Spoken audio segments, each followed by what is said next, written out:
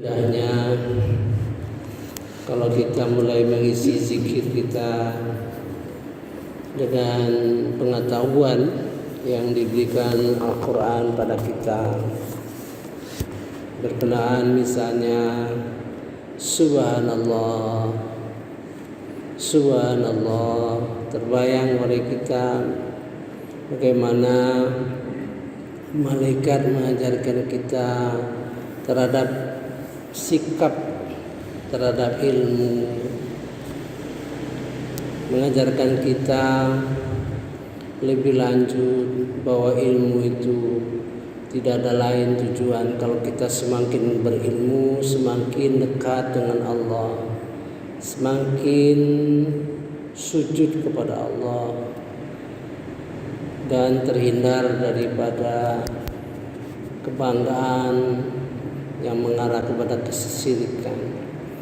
Kita baca Subhanallah yang kedua, teringat kita nanti membaca doa di dalam surga, da'wahum fiha subhanakallahumma wa tahiyyatuhum biha salam wa akhiru da'wahum alhamdulillahi rabbil alamin. Terkenang kita membaca Subhanallah. Ketiga, bagaimana ulul albab mengajarkan kita zikir, ya. Bagaimana dia mendoa untuk minta janji Allah dikabul, janji Allah itu diijabah, baik janji-janjinya di dunia ini maupun di akhirat nanti. Sebagaimana kita membaca ihdinas siratal mustaqim yang sudah beratus ribu kali kita baca, mudah-mudahan semakin dalam, semakin mendalam. Subhanallah keempat, bagaimana kita diajar oleh Nabi Musa, Subhanaka tubtu ilaika. Sekarang kita lanjut dengan Subhanaka kelima. Subhanaka kelima ini, Subhanaka yang menunjukkan bahwa Nabi Isa alaihissalam bertanggung jawab terhadap apa yang terjadi dengan umatnya.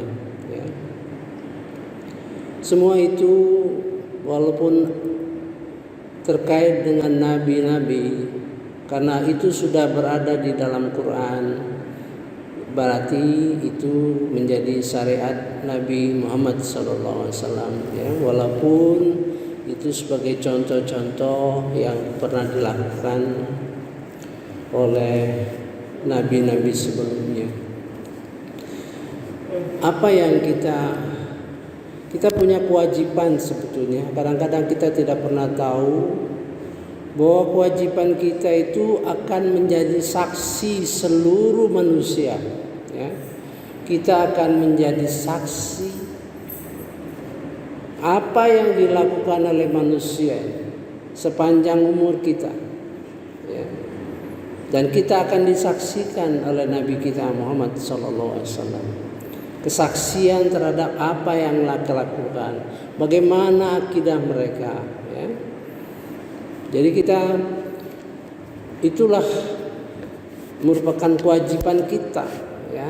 Jadi jangan menganggap kita beragama ini tidak bermasyarakat, mengetahui bagaimana sejauh yang dapat kita lakukan. Bagaimana sikap orang Nasrani terhadap Quran, bagaimana sikap Nasrani terhadap agama Islam, bagaimana sikap orang Yahudi dan sebagainya. Kita harus tahu, ya. Karena Al-Quran itu menceritakan. Kita membaca ayat Al-Quran itu bukan berkenaan dengan agama kita saja, itu mengenai agama kita dan sikap agama kita. Orang-orang Nasrani sekarang menganggap Nabi Muhammad itu tidak ada Al-Quran itu bohong. Ya. Mereka percaya terakhirnya adalah Nabi Isa alaihissalam. Nah, bagaimana kita menjelaskan kepada mereka? Bagaimana Quran? Bagaimana agama Islam terhadap mereka? Bukan main sekarang, ya. Tapi bagaimanapun hebatnya perlakuan mereka terhadap agama Islam, terhadap umat Islam, Islam terus tumbuh berkembang saat ini di dunia, ya. Mari kita baca bagaimana pertanggungan jawab Nabi Isa alaihissalam di dalam surah Al-Maidah ayat 116. A'udzubillahi minasyaitonir rajim. Bismillahirrahmanirrahim. Dan ingatlah ketika Allah berfirman, wahai Isa putra Maryam, engkaukah yang mengatakan kepada orang-orang, jadikanlah aku dan ibuku sebagai dua Tuhan selain Allah? Isa menjawab, Maha suci engkau, tidak patut bagiku mengatakan apa yang bukan hakku. Jika aku pernah mengatakannya, tentulah engkau telah mengetahuinya. Engkau mengetahui apa yang ada pada diriku, dan aku tidak mengetahui apa yang ada padamu. Sungguh engkaulah yang maha mengetahui segala yang gaib. Nabi Isa nanti mempertanggungjawabkan terhadap umatnya sampai saat ini, dan kita memberi kesaksian perlakuan mereka itu saat ini, ya. Paling tidak kita tahu bagaimana penyimpangan yang mereka lakukan. Kalau kita ditanya, itu tugas itu di dalam surah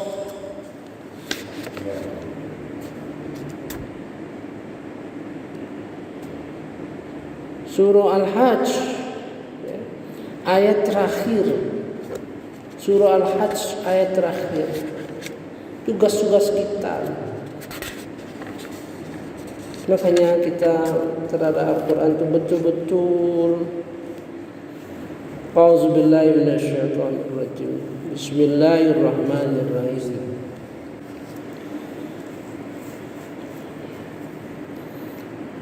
Ya ayyuhalladzina amanu,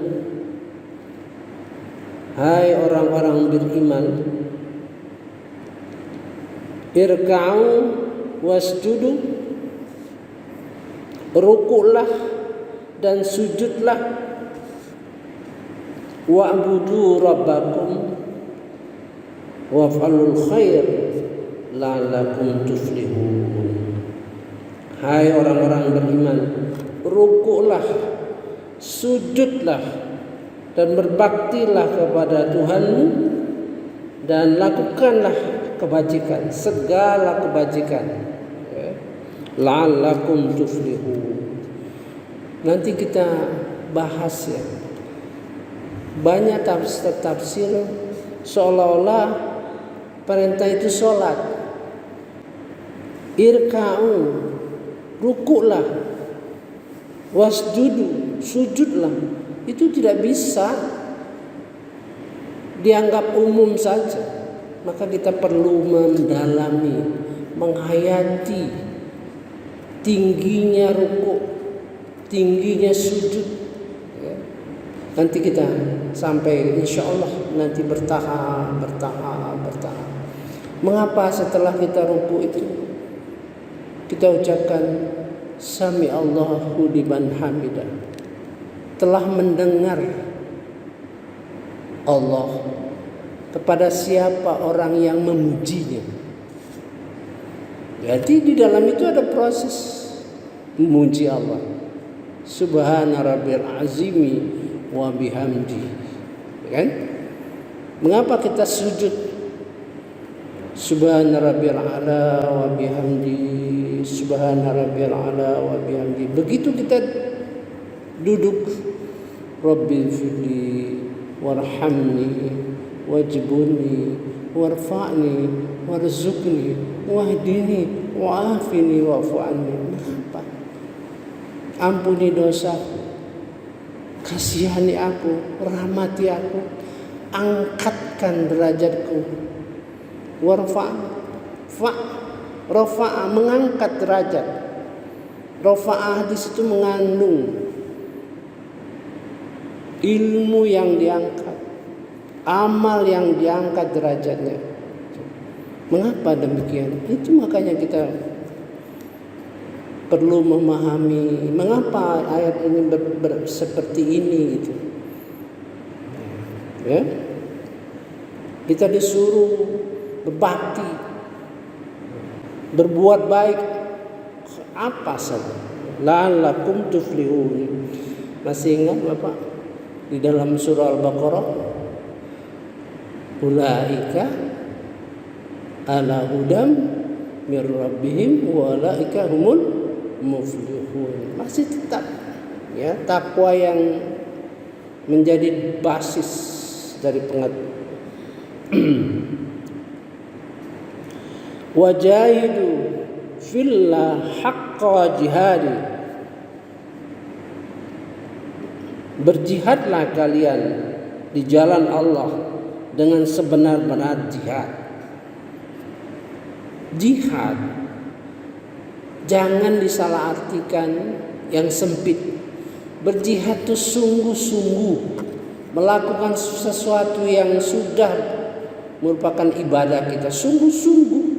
Apalagi yang berkenaan dengan kebajikan untuk manusia, sungguh-sungguh, serius, konsisten. Semakin tumbuh, semakin berkembang, semakin mengajak orang. Itu namanya jihad ya. Wajtabakum, Dia telah memilih kalian. Wa ma ja'ala 'alaikum, dan Dia tidak menjadikan atas kalian soal agama fiddin, beragama ini suatu kesempitan, suatu kesulitan, min haraj, suatu kesempitan. Ya Allah, aku gak punya uang, aku gak punya kesempatan, aku gak punya rezeki yang besar, jadi aku gak bisa berinfak dengan uang, dengan tenaga. Ya. Tidak ada yang sempit dunia ini. Ya. Apa yang ada pada kita, apa yang dianugerahkan pada kita, apa saja. Ya. Millata abikum Ibrahim,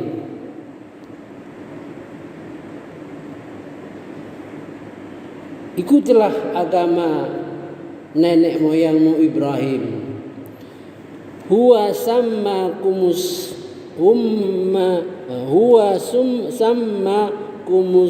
kumul muslimin. Dia Allah telah menama kalian muslim itu sudah lama. Ya, ini yang jadi hebohnya gitu. Jadi mereka menganggap agama Islam itu ada setelah Nabi Muhammad. Setelah itu nggak ada, ya. Gitu. Mereka tidak mengakui. Dan langkah-langkah untuk memadamkan agama Islam itu jelas. Hanya kita gembira, ya. Tidak sedih, karena Allah itu janji di dalam ayat Quran bahwa Dia akan tetap, Allah itu tetap akan menyempurnakan sinar agama Islam, ya. Janji Allah itu, walaupun orang kafir tidak setuju, walaupun orang musyrik tidak setuju. Mari kita baca, ya, janji Allah terhadap bahwa Dia akan tetap Jadi persoalannya adalah bagaimana kontribusi kita. Itu yang jadi masalah. Dia tetap ya. A'udzubillahi minasyaitonirrajim. Bismillahirrahmanirrahim. Surah As-Saffat.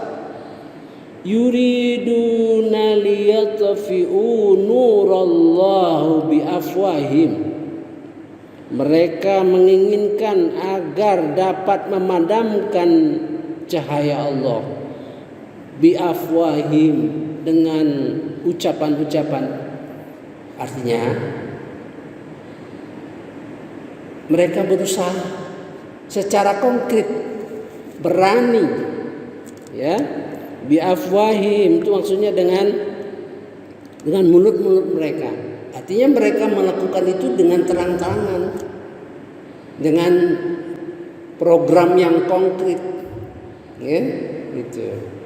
Kata Allah, wallahu mutimmu nurihi. Allah pencempurna cahayanya. Jadi bukan saja kata kerja, dia Allah penyempurna nurihi, cahayanya, walau karihal kafirun. Jadi Allah tetap. Jadi biar di Indonesia katakanlah sedang redup ya, di negara lain bersinar, di Eropa bersinar ya, itu merupakan tidak ada jaminan bagi kita agama Islam di suatu lokasi, suatu negara akan bersinar, tergantung bagaimana umatnya. Kalau umatnya tidak melaksanakan amar ma'ruf nahi munkar, jangan harap. Karena amar ma'ruf nahi munkar lah kita merupakan umat terbaik. Mengapa kita dikatakan umat terbaik? Karena kita melakukan amar ma'ruf nahi munkar ya, di dalam surah Al-Imran 110 kalau salah ya, nanti kita baca. Huwallazi arsala rasulahu, dia yang mengutus rasulnya, bil huda, dengan petunjuk, wa dinil haq, dengan agama yang benar, liyuzhirahu 'ala dini kulli, agar dia memenangkan di atas segala agama, walau karihal musyrik, walaupun orang musyrik tidak setuju. Nah, artinya agama kita itu sudah hak, sudah benar.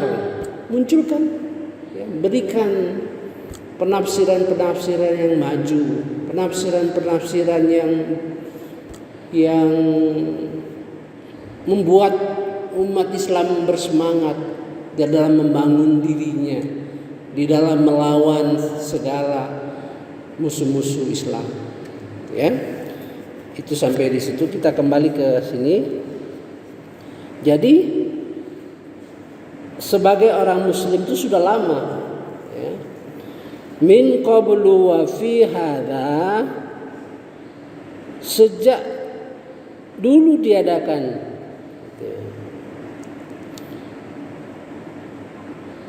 Dan bagi begitu pula dalam Al-Quran ini ya. Min qablu wa fi hadha, dan demikian pula dalam Al-Quran ini, agar Rasul Muhammad ya, liyakunar Rasul, agar Nabi Muhammad SAW menjadi saksi, syahida alaikum, atas kalian, atas kamu. Jadi Nabi Muhammad itu menjadi saksi kelakuan kita, gitu ya. Wa takunu syuhada 'alan nas, dan menjadi saksi seluruh manusia ya. Wa aqimus shalah wa atuz zakah wa'tasimu billah, berpegang teguhlah kepada agama Allah, huwa maulakum, dialah pelindung, penolong, fa ni'mal maula wa ni'man nasir. Itu tugas kita gitu. Dan penyimpangan dilakukan kaum Nasrani itu menjadi pertanggungjawaban Nabi Isa AS, ya, yang kita akan bahas. Nah, sekarang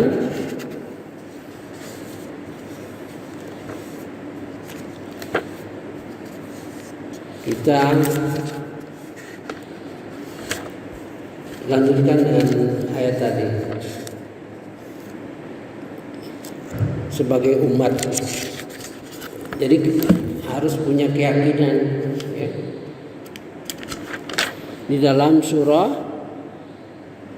Al-Imran 110, A'udzubillahi minasyaitonirrajim. Kuntum khaira ummatin ukhrijat linnas. Kamu umat Islam adalah umat terbaik yang dilahirkan untuk manusia.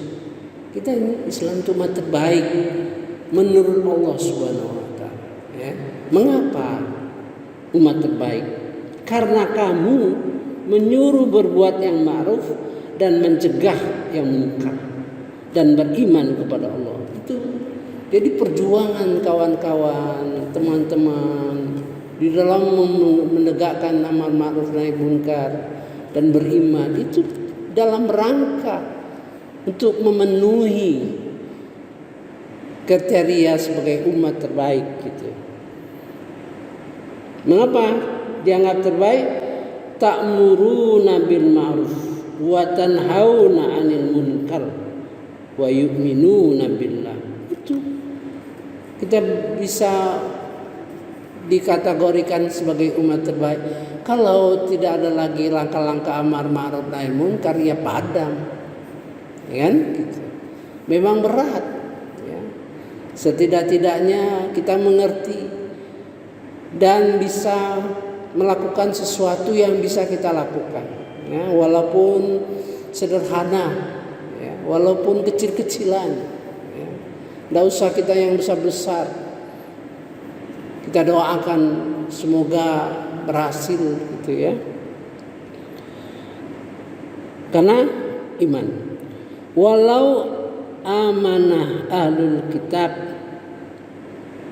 sekiranya yang ahli kitab juga beriman, maksudnya tentulah lakana khairul lahum, tentulah mereka lebih baik bagi mereka.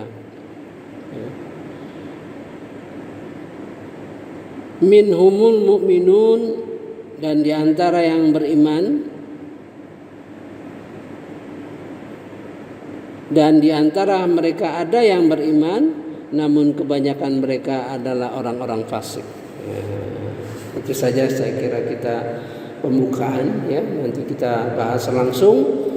Latar belakangnya sudah tahu apa tugas kita saat ini kan, sehingga kita nanti bisa memanfaatkan dari subhanaka.